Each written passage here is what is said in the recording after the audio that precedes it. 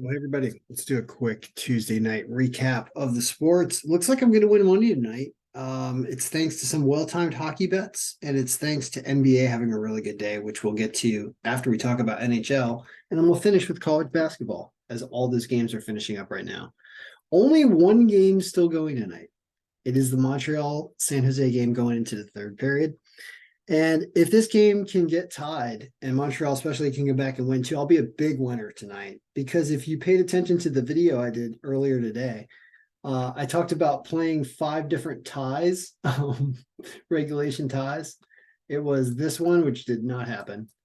It was this one, which did happen. This actually was overtime and went 2-1 in favor of Minnesota. This one, amazing comeback by LA to win. I had them and I had the tie there. That one was a tie. This one was not a tie. And if this one's a tie, this will be the third tie. And the $26 bet I made will actually pay about $126.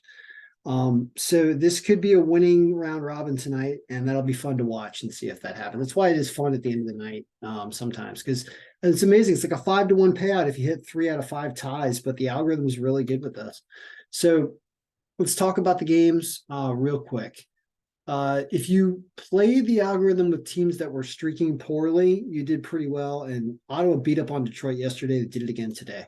So that's what happened there. Tampa Bay kind of gets blown out by Florida and was never really close. Columbus pulled the upset on Buffalo. There were a lot of goals here, but the score got flipped, unfortunately. St. Louis tried but didn't and lost to Seattle. It's a pretty good projected score, actually. Low scoring game here. The Pittsburgh barely wins, so the algorithm's right there. This was a low scoring game with the good goaltenders, and Minnesota pulls it off, and it was a tie. So I call that a win for the algorithm there, even though it kind of said that the Islanders were supposed to win. But yeah, good, better goaltender. You can go in favor of that team. LA comeback. I got them at like plus 340 when they were down by a goal. Amazing stuff, or 2 goals or a goal or something, and they came back late. Kopitar had 4 goals. Copley wanted a shootout. It's awesome. Boston. I got Boston at plus 470 in the third period when they went down 3-2. I was like, it's Boston. They'll find a way to win. They found a way to win. Unbelievable. It wasn't Vladar. It was Markstrom by that point. I believe, if I remember correctly. And that's why I was even more confident making that bet. Awesome comeback. They win it with 4 seconds left in overtime because they are awesome. They're on a cup run, everybody. Although the Rangers traded for Patrick Kane apparently today. So the Rangers are also trying to go on a cup run. Going to be a great playoff series. If you can make a bet that Boston will meet up with the Rangers in the playoffs, I would make that bet right now, because that is a great bet. They have to meet up in the East at some point, even if it'll be the East Championships or whatever. But yeah, they are really, really, really good. Chicago sucks, loses to Arizona. Algorithm, I guess, had this. I don't know why I bet Chicago plus 1.5. I don't know what I was thinking. And then here we go. If Montreal comes back, I want Montreal to win in overtime. That's the perfect scenario, and everything wins. And I'm a big winner on the night. Now let's go over to NBA, and let's see. This final game should be done. It is 108 to 101. Now check this out, all right? 108 to 101. So look at the results of the NBA algorithm today. 5-3, okay? Or sorry, 6-4.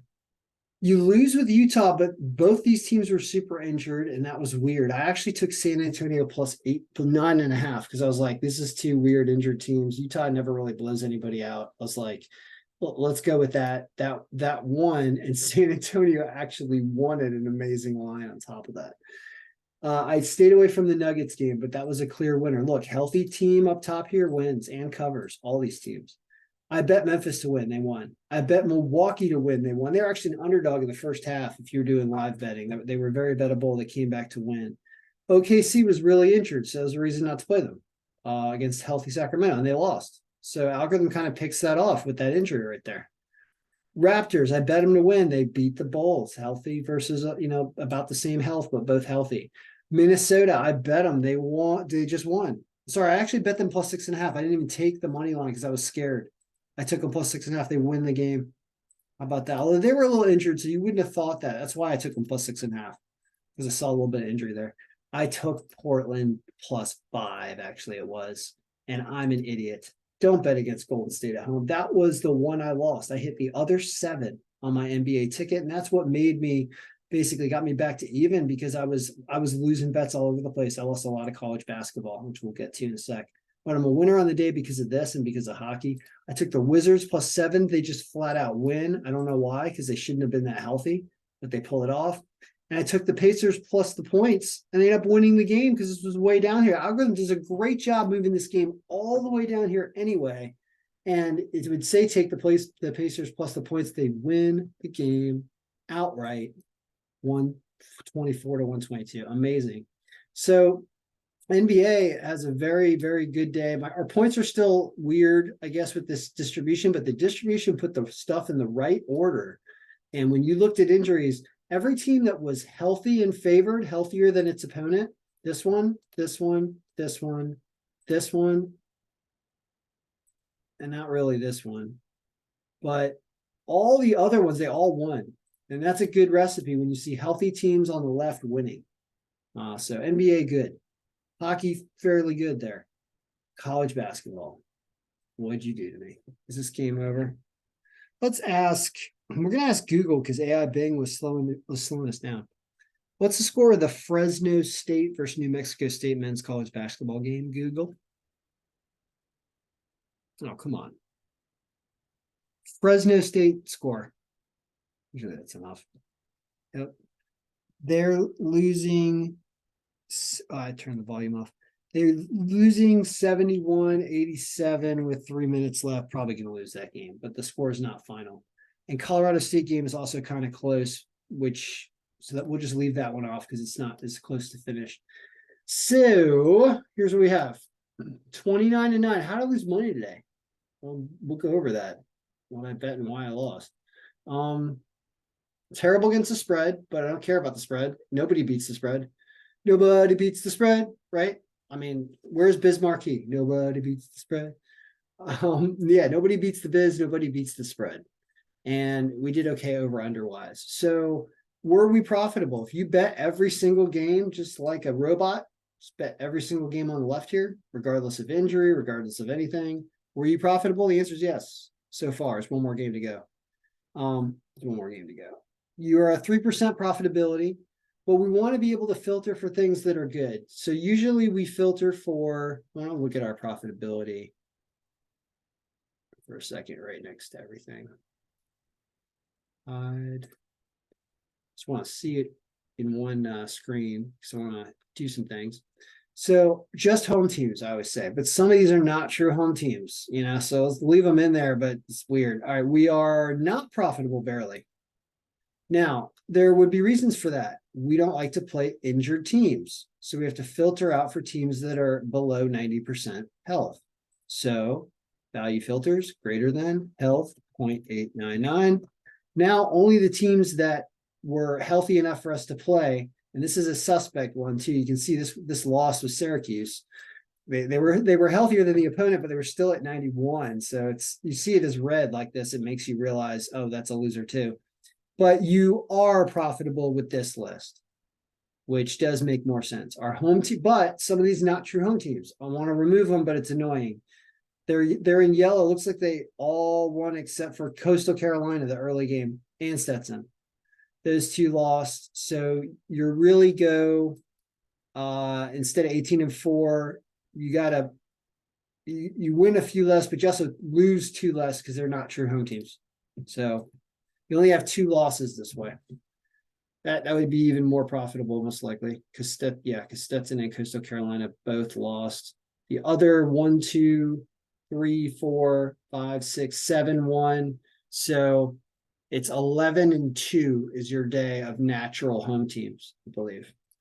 Your away games go 8-3 somehow, with one not being a natural, whatever, being a neutral site game down here. And we sorted by March. This is pretty good. This is profitable. Wow. Yeah. Away teams really picking it up. Look at all these away teams that are healthy, beating and covering against injured opponents. Wow. How did I lose today?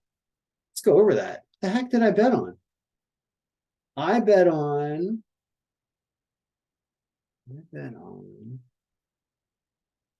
nothing up top here, which makes sense. Oh, I did bet on Michigan State to win when they were down at plus 250 or something. And they totally come back and crushed it. So I won that, but I lost more. Hold on. I'm pretty sure. Maybe I didn't bet. Oh, yeah, I bet on Syracuse. And that was not smart because of that right there. Let's open up all the games. That's true. We had health filtered and we were just looking at the away teams there. But anyway, so yeah, what did I bet on? Jeez, not that you care, but yeah, I bet on Syracuse and lost. I bet on Coastal Carolina that opening game of the day a couple times because they went down a lot and they never came back and they lost. I bet on Texas State over Georgia State because Georgia State was injured and they won, so I won that one. I bet on Purdue Fort Wayne and lost. Yeah, I think I put 2 bets on them because they never came back. Bad idea. I won on this game, actually. I did play both sides this game, and I won. So I don't know what I'm talking about. What I guess I lost other bets. I didn't lose too many college. I had a big round robin, which lost with Coastal Carolina and lost with Purdue Fort Wayne, and that killed that round robin. So I guess that's my college basketball round robin did not do that well. But the algorithm did pretty darn well, actually. Let's do another sort, and then we're going to get to watch. I want to watch the hockey game because I have all these bets still on it. But we sort by descending by line value, which is kind of the order. You can see we have more losses up top because these are closer games, but I want to see what our profitability looks like.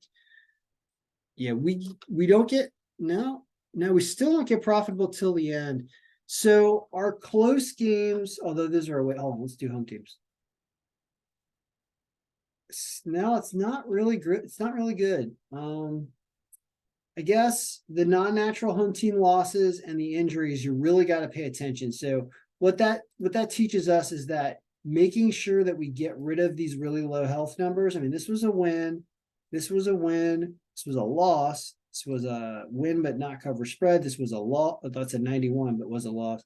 Yeah, you want to get losses out of here. And as you can see, if you just were to filter for injured teams that are less than 0.9, you get all the ones that are unhealthy. You can see you're only 3-2, but that's a 60% win percentage. And especially home teams, you can see it's 2-2, right? With our home teams here. So it makes you really understand that you want to not ever have losses. And so injury is a reason for loss. And so that's why we don't want to bet injured teams and why it makes a lot of difference in profitability because you really, you can see that. Actually, let me go back. Let's see that entirely again. Where we do greater than 0.899. What was our full record? 26-7 on all those games and 8-3 away, 18-4. You still lose 4 home games, but 2 of these are not natural home games. All right, enough yapping. But that's pretty darn good. I mean, to hit 80% almost of all games with 1 to go that we'll probably get it right, that's pretty good. So we will root for Montreal to tie this game up. Is it going right now? What's happening? Oh my goodness. I need to go cash out and look on my phone because I have cash out options. Or should I just let it ride and watch this thing? There's a gambler in me that wants to let it ride. I'm trying to think how much money it is if this ends up 1-1 and then Montreal wins 2-1 in OT. It's not a huge amount of money, but it's probably like $300 or $400 or something like that. And there's different variations of the payout based on how this finishes or who wins. But anyway, exciting. This is fun, exciting. This could be the 3rd tie. I get to root at home. If you lose, oh well, you bet $26 and you still you get like 15 back or something, 13 back. Or 12, 300 times 310, I think, is what you get back on $1 because I spread out $1 over all the bets. But I get to root this home and watch this. I'm rooting for a tie of all weird things, right? I'm rooting for no goals in the last 11 minutes. So 1-1 with 11 minutes. Hopefully it's a sign this thing stays 1-1. All right. Good luck, everyone. I hope you picks one today, and I'll be back tomorrow, of course, because there will be sports.